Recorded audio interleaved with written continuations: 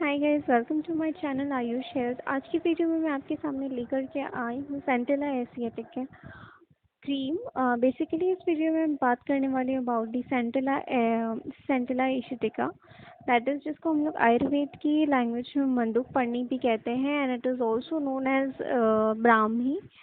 मैं इसके बारे में डिस्कस करूँगी अबाउट इट्स पर्याय, है ना, मतलब सिनोनिम्स की ये किस किस नाम से फेमस है।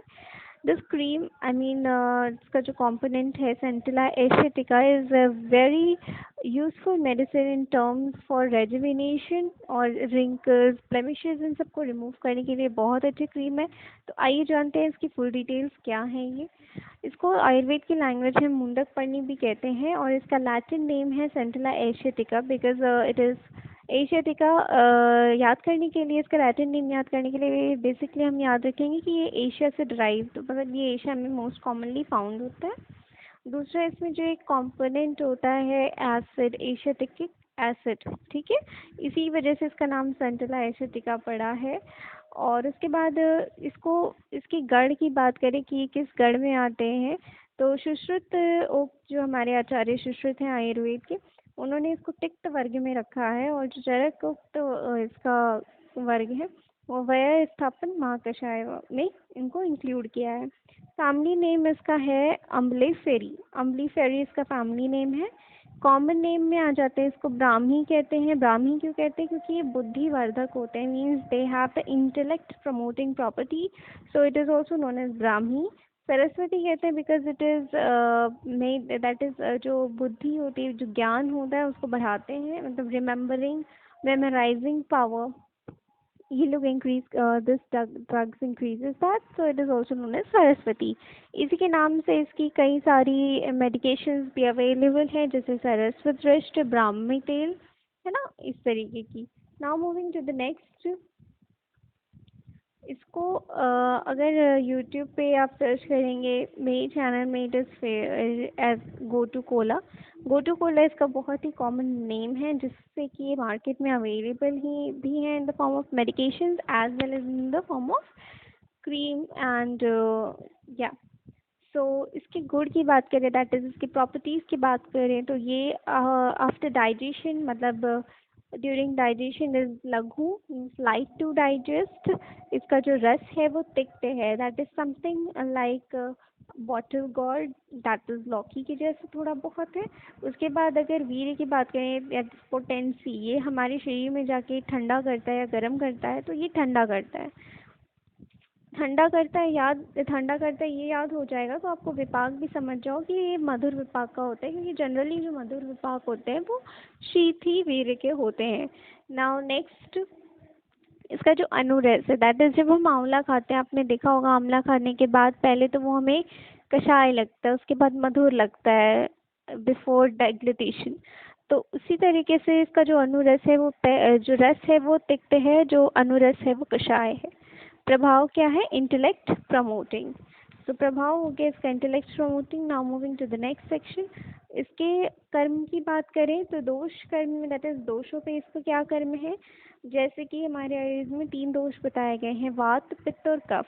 तो मुंडक पर्णी तिक्त होने के कारण कफ और पित्त का शमन करती है। तिक्त है तो वो कफ और पित्त का शमन करेगी, ये हम अपनी युक्ति से भी लगा सकते हैं।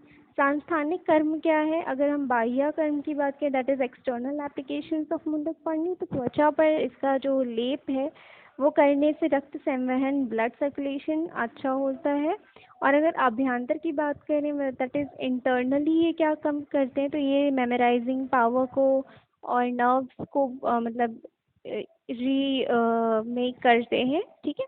उसके बाद पाचन संस्थान, that is GIT, gastrointestinal tract में ये क्या परफॉर्म करते हैं, तो तिक्त रस होने के कारण जो होता है अग्नि दीपन करते हैं, that is good for digestion, okay.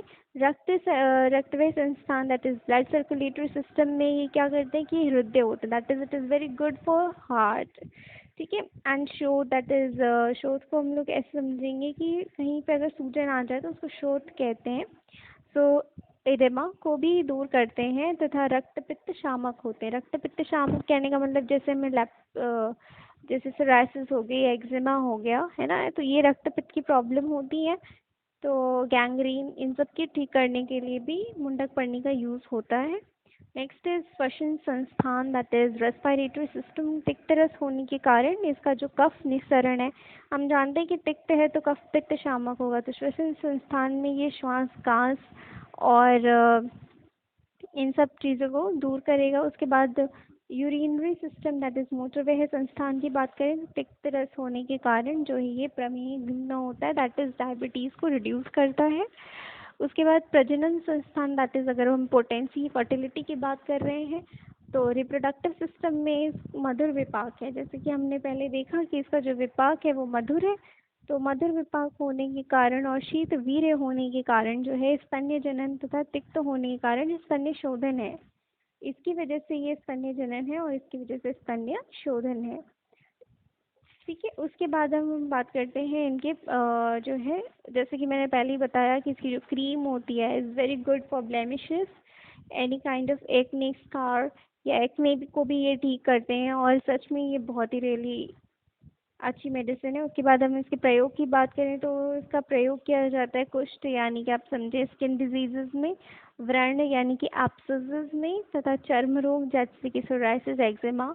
इसमें अग्निमांद यानी कि डाइजेस्टिव फायर अगर लो हो चुकी है, गृहिणी that is duodenal ulcers and all, हृदय दुर्बलता की थोड़ी बहुत भी अगर कोई टेंशन होती है तो हृदय तेज हो जाता है, दैट इज हार्ट तेज हो जाता है, जिसको हम टैकीकार्डिया कहते हैं या ब्रैडीकार्डिया कहते हैं। ठीक है, तो हृदय दुर्बलता में, रक्तपित्त में, स्तन्य जनन में, जैसे कि कोई फीमेल है आफ्टर प्रेगनेंसी अगर वो लैक्टेशन पोस्ट लैक्टेशन मतलब नहीं कर पा रही है तो फिर या फिर कम कर रही है तो उसमें ये इंक्रीज करने के लिए, उसका शोधन करने के लिए मुंडक पढ़ने का यूज़ होता है।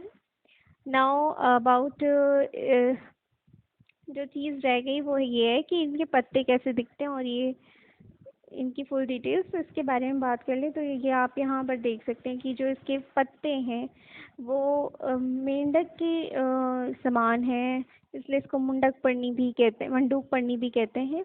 इसके पत्ते गोल और थोड़े से बीच से डाइसेक्टेड होते हैं, राइट। उसके बाद इसके फ्लावर्स की बात करें तो इसके जो फ्लावर्स होते हैं वो रेड कलर के होते हैं, छोटे छोटे फल भी छोटे होते हैं और समर सीजन्स में ये होते हैं। इसका रासायनिक संगठन दैट इज कॉम्पोजिशन मैं बता चुकी हूँ कि सेंट्रला एशियाटिका इसका नाम क्यों पड़ा है। तो सेंट्रला एशियाटिका इसका नाम इसलिए पड़ा है क्योंकि इसमें एक जो मेन कॉम्पोनेंट है वो है एशियाटिकोसाइट। ठीक है, so yeah, that's all about the Manduk Pandi, that is Centella asiatica. Thank you guys for watching my channel. If you have reached till the end, please subscribe my channel for more such videos. Thank you guys.